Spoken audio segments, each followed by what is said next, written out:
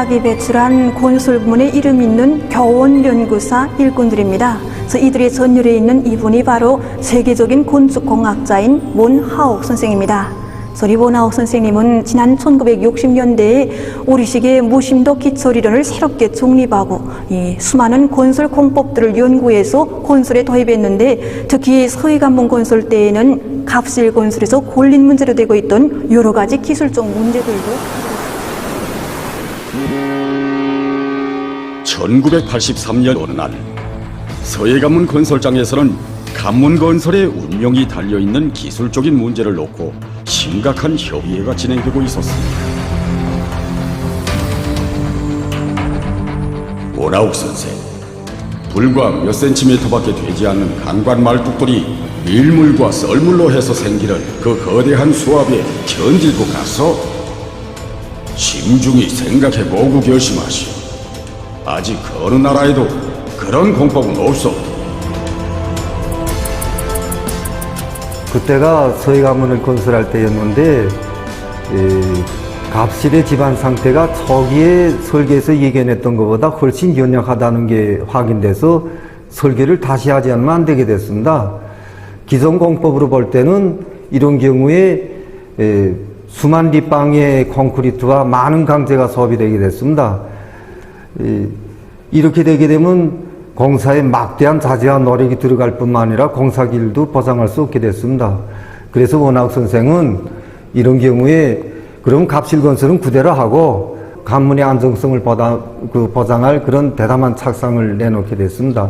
그런데 이 착상은 그때 당시에 그 많은 일꾼들과 기술자들의 강한 반대에 부딪히게 됐습니다. 그들의 의견대로 만약 실패한다면 그 후과는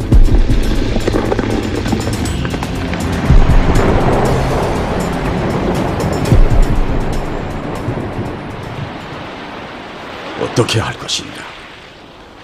관문 건설의 운명과도 같은 기술적 문제를 놓고 모대기는 원하옥 선생의 가슴속에는 위대한 수령님과 위대한 장군님의 크나큰 사랑과 믿음 속에 건축공학자로 성장하던 잊을 수 없던 나날들이 떠올랐습니다.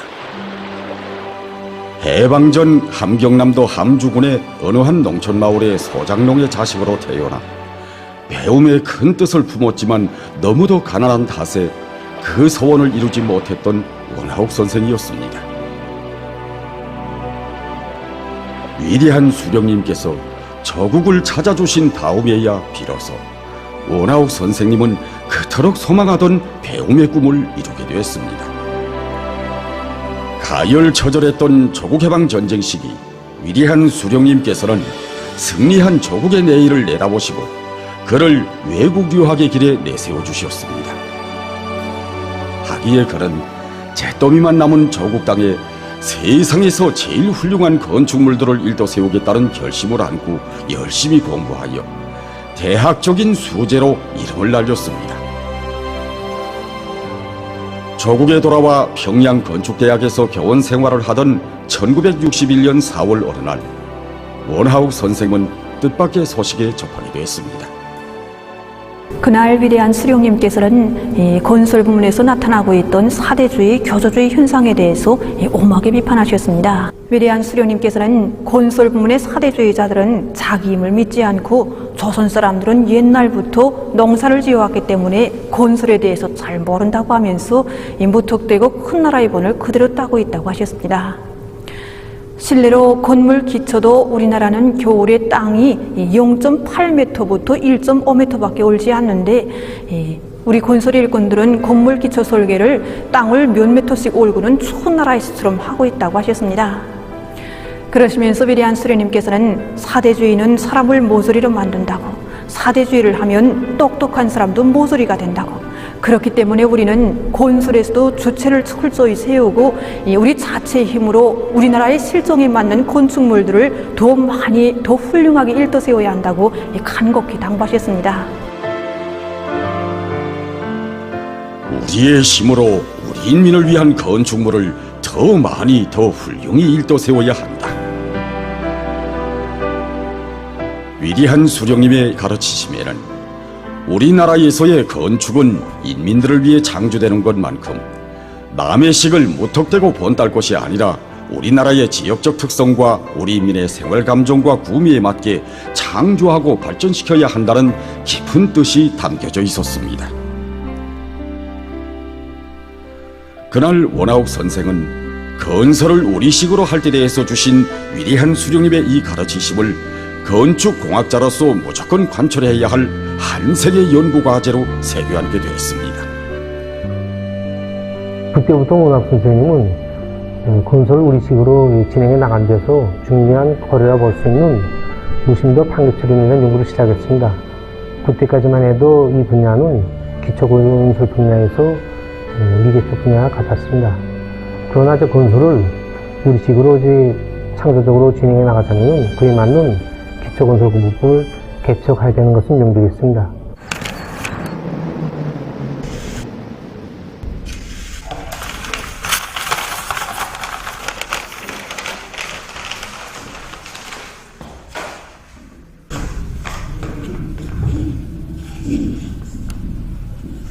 기반과 기초학에 대한 이론을 철저히 우리식으로.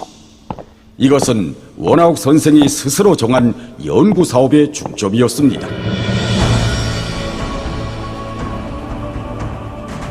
건설대학에 입학해서 건설대학을 졸업하고 건설대학 지방학교 강좌에 배치돼서 교육사업에 했습니다. 그때 만나서 알았죠. 강좌장으로 왔습니다.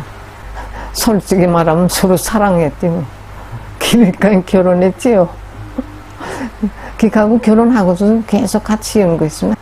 책 문헌은 얼마나 연구했는지 몰라요. 그래서 우리 언대면 있지 않습니까? 인사 둘이서.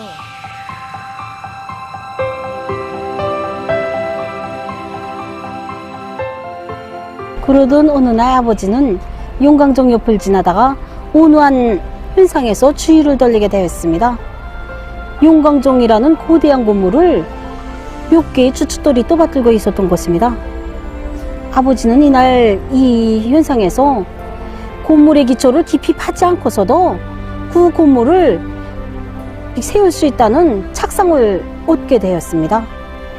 바로 이날 아버지는 남의 것을 덮어놓고 좋다고 하고 무턱대고 받아들일 것이 아니라 우리 것을 기준히 여기고 우리 것을 발전시켜 나가야 한다고 하신 위대한 수령님의 결시가 얼마나 정당했는가 하는 것을 다시 한번 절감했다고 합니다.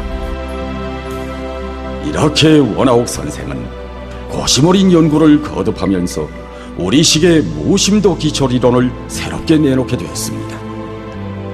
그때부터 이 리론과 공법들은 우리나라의 공장, 기업소, 살림집을 비롯한 건축물들의 기초공사에 널리 도입되게 되었으며 수많은 노력과 자재를 절약하여 국가에 막대한 이익을 주었습니다. 그러나 좁지 않은 사람들이 원아욱 선생님이 연구한 우리식의 새로운 이익 공법들과理論들에 대한 파악이 없다는 데로부터 건설공사에 잘 받아들이려 하지 않았습니다. 일부 편협한 사람들은 국가적인 온화한 중요 대상 건설 때 원아욱 선생님이 새로운 공법을 내놓았을 때는 공명주의자라고 몰아붙이기도 하였습니다. 바로 이러한 때 위대한 장군님께서는 원아욱 선생님을 굳게 믿으시고 당시 온 나라의 관심 속에 진행되고 있던 주체 사상탑의 기초 공사에서 제기되는 기술적 문제들을 해결할 과업을 주셨습니다. 위대한 장군님의 그 사랑 그 믿음 속에서 원아욱 선생은 자기가 연구해낸 공법을 기초공사에 도입해서 주체 사상탑을 훌륭히 일도 세우는데 크게 이바지했습니다. 이 사실을 여의하신 위대한 장군님께서는 원아욱 선생을 높이 평가해 주시고 그를 온 나라가 다 아는 건설공학자로 내세워 주셨습니다. 이런 그였기에 우리의 힘, 우리의 기술로 서해관문을 건설하시려는 위대한 수령님과 위대한 장군님의 웅대한 구상과 용도를 과학기술로 받들어야 한다는 신념에는 추호의 흔들림도 없었습니다. 원아욱 선생은 낮과 밤을 이어가면서 자기가 주장하는 공사공법에 대한 기술적 가능성을 구체적으로 검토하고 또다시 협의회에 참가했습니다. 저는 저의 공법에 문제가 없다는 것을 과학자의 신념과 양심으로 담보합니다.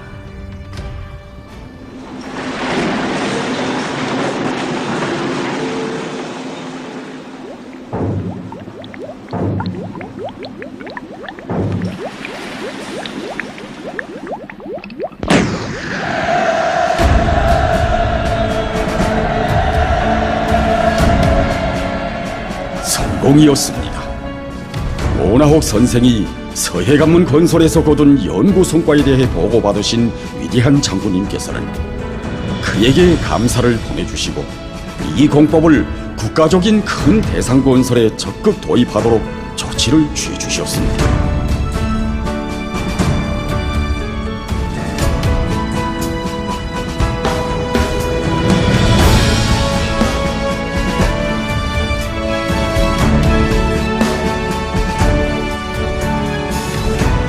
이렇듯 위대한 수령님들의 사랑과 믿음 속에서 원하옥 선생이 우리식으로 연구한 새로운 건설 이론들과 공법들은 세계적인 파문을 일으켰습니다.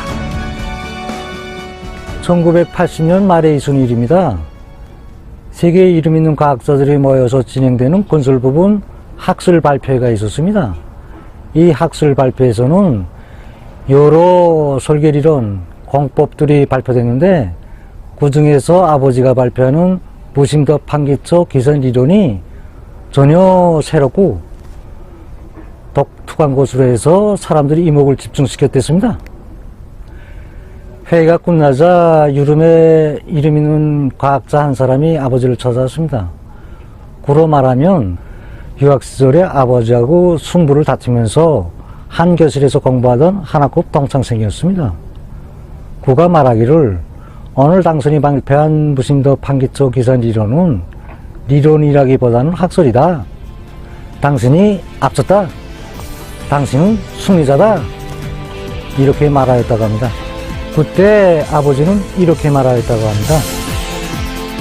이것은 나의 승리가 아니라 주체 사상의 승리이다. 이 위대한 사상으로 무장한 주체 조선의 과학자들은 우리 식의 과학기술로 언제나 승리할 것이다. 건설에서 주체를 세울 때리 한 위대한 수령님들의 교실을 높이 붙들고 피타는 정열과 탐구로 주체 건축의 발전 면모를 온 세상에 과시한 원하옥 선생. 그는 여러 명의 건축공학 박사를 비롯한 수십 명의 학위학직 소유자들을 기원한 훌륭한 교육자이기도 했습니다. 강의 때마다 선생님은 우리들에게 늘 이렇게 말하곤 하였습니다. 과학자들이 다루는 숫자들과 공식들은 과학 그 자체를 위한 것이 아니라 저과 임을 위해서 필요한 것이다.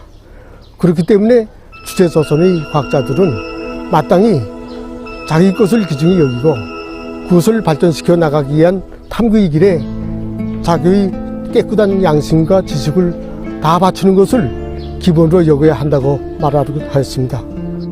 스님이 우리가 대학을 졸업하던 날 우리들을 축하해 주시면서 하시던 말씀이 지금도 기에 쟁쟁합니다. 그날 스님은 우리들에게 앞으로 우리가 저국의 건설을 맡아서 설계 도면을 구릴 때 도면에 찍게 되는 점 하나, 선 하나에도 나라의 숱한 제부가 왔다 갔다 하는 것을 명심하고 이 설계를 책임성 있게 무겁게 해야 된다는 것을 가르쳐 주셨습니다.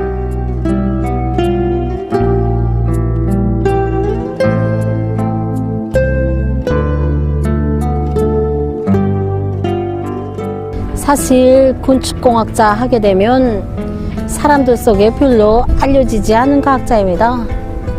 훌륭한 건축물을 보면 사람들은 그것을 일도 세운 건축설계가를 생각하지 건축공학자를 생각하는 사람은 별로 없습니다. 그래서 저는 건축설계가가 되려는 꿈을 안고 있었습니다. 그런데 제가 대학에 입학하던 날 아버지는 저에게 건축공학자가 되라고 한 것이었습니다. 그래서 저는 아버지는 한생 훌륭한 건축물을 많이 일도 세웠지만 어디 알아주는 사람이나 있나고 하면서 나는 아버지처럼 한 생을 땅속에 묻고 싶지 않다고 말했습니다.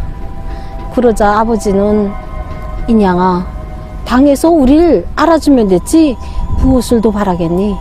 우리는 누가 퍼든 말든 오보이 수령님과 당을 위해 깡그리 한 생을 일해야 한다고 말하는 것이었습니다. 이렇게 돼서 우리 가정은 아버지, 어머니, 그리고 자식 5 형제 모두가 건축대학을 졸업하고 건축공학자가 되었습니다. 그리고 지금은 손자들까지 데리려 건설 부문에서 일하고 있습니다. 가정보다 나라를 더 귀중히 여긴 참된 과학자. 자기를 안아 키워 내세워준 어머니 우리 당의 사랑과 믿음에 우리 시계 과학기술로 보답할 일념을 안고 한 생을 과학연구 사업에 자신의 모든 것을 묵묵히 바쳐온 원아웃 선생이었습니다.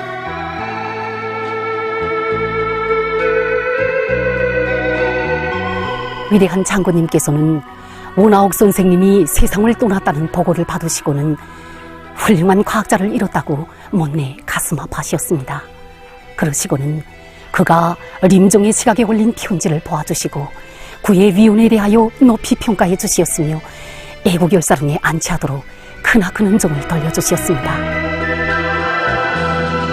원아옥 선생은 우리 곁에 없어도 그의 한 생이 새겨진 연구 성과들은 오늘도 건설의 대본영기를 상징하며 일도서는 건축물들마다에 새겨져 빛나고 있습니다. 하기에 경의하는 총비서동 측에서는 여기 평양건축대학을 현지 지도하시면서 나라에 이르는 것마다에 일도선 수많은 건축물들마다에 새겨진 원아옥 선생의 애국심을 높이 헤아려 주시었습니다. 원아옥 선생이 걸어온 애국과 충성의 길을 오늘은 그의 후대들이 꿋꿋이 이어가고 있습니다.